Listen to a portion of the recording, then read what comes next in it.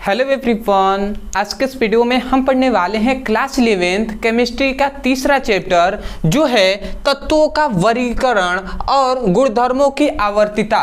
तो ये हमारा तीसरा चैप्टर है क्लास 11th केमिस्ट्री का, जिसका हम आज शुरुआत कर रहे हैं और ये इस चैप्टर का पहला वीडियो है। तो पहला जो वीडियो होता है वो बेसिक होता है, इसको आपको ध्यान से समझना है। तो देखिए चैप्टर का स्टार्ट हम कर रहे हैं। तो चैप्टर का नाम क्या है? तत्वों का वर्गीकरण। तो सबसे पहला तो यहाँ पे वही हमने सबसे पहला लिखा है कि तत्वों का वर्गीकरण की आवश्यकता।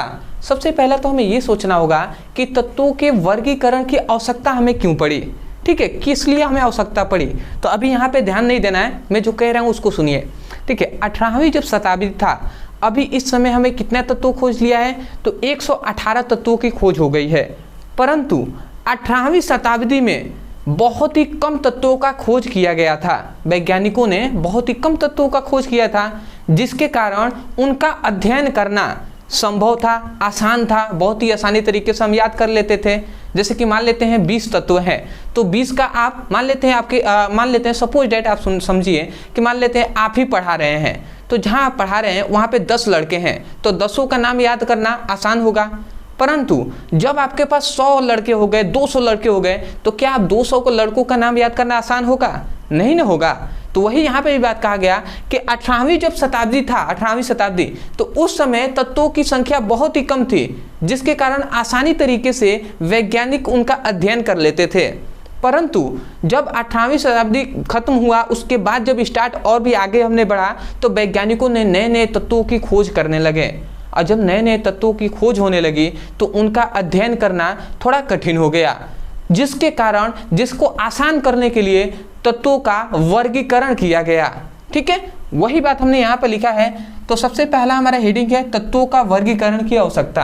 अब किस आवश्यकता क्यों पड़ी, ठीक है, उसको समझते हैं। यहाँ पे हमने लिखा है 18वीं शताब्दी तक बहुत कम तत्व ज्ञात थे, ठीक है भैया, बहुत ही कम तत्व ज्ञात थे, अतः इनका अलग अलग अध्ययन करना आसान था। मतलब जो बहुत ही कम तत्व थे तो उनको आसानी तरीके से हम अध्ययन कर सकते थे। परंतु लगातार नए तत्वों की खोज होने के कारण तत्वों की संख्या अधिक होने लगी। अब लगातार नए नए तत्वों की खोज होने लगी, जिसके कारण तत्वों की संख्या अधिक होने लगी, जिसकी सरलता से अध्ययन करने के लिए वर्गीकरण किया गया। अब जब परेशानी होने लगी, जब अधिक तत्व हो गए, परेशानी होने लगी, तो उसकी सरलता के लिए, आसान करने के लिए तत्वों का वर्गीकरण किया गया। तो आशा करते हैं कि पहली बात आप समझ गए होंगे। अब आते हैं कि तत्वों का वर्गीकरण। तो यहाँ पे हमने लिखा है तत्वों के वर्गीकरण की प्रारंभिक अवधारणाएं। मतलब तत्वों का जब वर्गीकरण किया गया तो शुरुआत कहाँ से किया गया, प्रारंभिक अवधारणा क्या थी? तो पहला सबसे पहला जब तत्वों का वर्गीकरण किया गया तो वो है कि तत्वों को धातु और अधातुओं में वर्गीकरण। मतलब सबसे पहले जब बांटा गया तो तत्वों को धातु और अधातु में बांटा गया। अब उसको वही बात हमने लिखा है कि इसके अनुसार तत्वों को 3 भागों में बांटा गया, ठीक है, 3 भागों में विभाजित किया गया, बांटा गया। अब वो किस किस में, तो मैं यहाँ पे लिख दे रहा हूँ। सबसे पहला है कि धातु के रूप में तत्वों को धातु के रूप में बांटा गया। दूसरा अधातुओं के रूप में बांटा गया। और तीसरा होता है कि उपधातुओं के बांटा गया। मतलब तत्वों को 3 भागों में बांटा गया, धातु, अधातु, उपधातु, ठीक है। तो ऐसे बांटा गया। अब आता है दूसरा, जब ये सबसे पहले तो हमने तत्वों को धातु, अधातु, उपधातु में बांटा। उसके बाद फिर से आया प्राउड की संकल्पना। ये जब प्राउड का संकल्पना आया तो इनके अनुसार कुछ इन्होंने अलग तरीके से बांटा। इन्होंने कहा क्या, हमने लिखा है कि प्राउड के अनुसार, ध्यान से आप सुनिएगा, प्राउड के अनुसार। देखिए अगर सिंपल में मैं थोड़ा सा समझा ही दूं, जैसे कि आप समझे रहेंगे, थोड़ा सा समझ जाएंगे तो आप समझ मतलब यहाँ पे बताया जाएगा तो आसानी से समझ में आएगा। देखिए प्राउड ने क्या बताया था, प्राउड ने यही कहा था कि मतलब बहुत ज़्यादा तत्वों की जब खोज हो गया तो प्राउड ने यही कहा कि उसमें हाइड्रोजन तत्वों की भी खोज हुआ था। तो उन सभी जितने भी तत्व खोज हुए थे उन सभी में सबसे हल्का जो तत्व था वो था हाइड्रोजन। तो प्राउड ने यही कहा कि हाइड्रोजन सबसे हल्का तत्व है, इसलिए हाइड्रोजन इन सभी का क्या है, मौलिक इकाई है, मतलब मूल इकाई है। इसका मतलब क्या हुआ कि हाइड्रोजन से ही ये सभी तत्व मिलकर बने हैं। मतलब हाइड्रोजन इनका मूल्य मौलिक क्या है, इकाई है। ठीक है, इसी से सभी मिलकर बने हुए हैं। यदि हाइड्रोजन नहीं होता तो ये भी नहीं होते, इनका ये कहना था। और इन्होंने ये कहा कि हाइड्रोजन का परमाणु द्रव्यमान जो होता है, वो हाइड्रोजन का जो परमाणु द्रव्यमान होता है और अलग अलग तत्व जो भी हैं उनका जो परमाणु द्रव्यमान होगा वो हाइड्रोजन के द्रव्यमान का पूर्ण गुणज होता है। ठीक है, तो अभी आपको समझ में आएगा। देखिए हमने यहाँ पे क्या लिखा है। ठीक है, यहाँ पे लिखा है कि प्राउड के अनुसार हाइड्रोजन को सबसे हल्का होने के कारण तत्वों का मूल इकाई माना गया। मूल का है या मौलिक इकाई माना गया। मतलब हाइड्रोजन सबसे हल्का तत्व है, इसीलिए इसके कारण से तत्वों का मौलिक इकाई माना गया। इतनी बात आपने समझ लिया यहाँ तक। उसके बाद अब यहाँ से समझिएगा, थोड़ा सा यहाँ से बहुत से कम स्टूडेंटों को समझ में आता है, इसलिए मैं कह रहा हूँ यहाँ से समझिए। अतः प्रत्येक तत्वों का परमाणु द्रव्यमान, जो प्रत्येक तत्व है उनका परमाणु द्रव्यमान हाइड्रोजन के परमाणु द्रव्यमान, हाइड्रोजन का परमाणु द्रव्यमान एक होता है, तो वही बात कहा गया कि प्रत्येक तत्वों का परमाणु द्रव्यमान हाइड्रोजन के परमाणु द्रव्यमान का सरल गुणक होता है।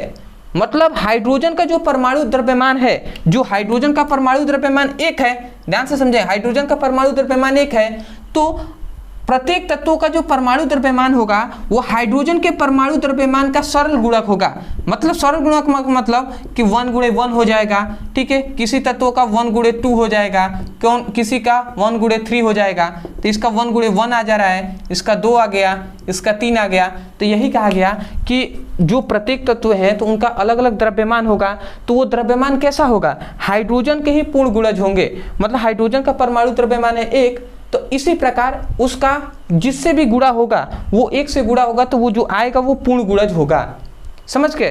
तो वही कहा जा रहा है कि प्रत्येक तत्वों का परमाणु द्रव्यमान हाइड्रोजन के परमाणु द्रव्यमान का सरल गुणक होता है। परंतु बाद में ऐसे तत्वों की खोज हुई जिनका परमाणु द्रव्यमान पूर्णांक नहीं था। ठीक है, बाद में और भी जब समय बीता तो और भी बहुत सारे ऐसे तत्वों की खोज हुआ जिनका क्या था, परमाणु जो द्रव्यमान था वो पूर्णांक था ही नहीं। मतलब ये कह रहे थे कि जब परमाणु हाइड्रोजन का परमाणु द्रव्यमान है तो हाइड्रोजन का परमाणु द्रव्यमान किसी और भी अंक से, मतलब किसी और भी परमाणु के द्रव्यमान से गुणा करेंगे, जो आएगा वो पूर्ण गुणज होना चाहिए। परंतु बहुत से ऐसे तत्व पूर्णांक नहीं थे।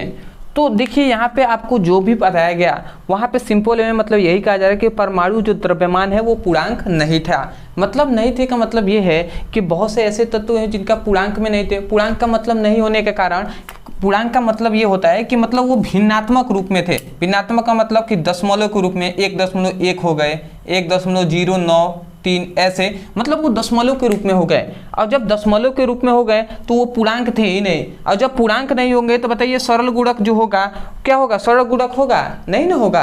तो वही कहा जा रहा था।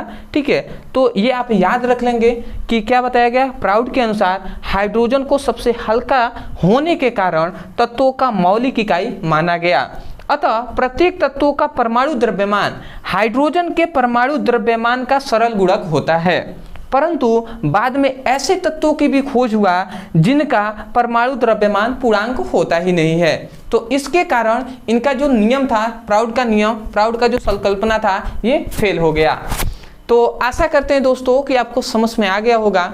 मैं यही कहूँगा कि ये जो टॉपिक है ना, ये बहुत ही कम स्टूडेंटों को समझ में आता है, बट आपको समझ में आ गया तो अच्छी बात है। नहीं तो मैं यही कहूँगा कि थोड़ा सा 9th में भी आप इसकी पढ़ाई कर लीजिएगा। ठीक है, दूसरी बात ये है कि अगर समझ में आ गया है तो कमेंट सेक्शन में एक बार ज़रूर हमें कमेंट करके बता दीजिएगा।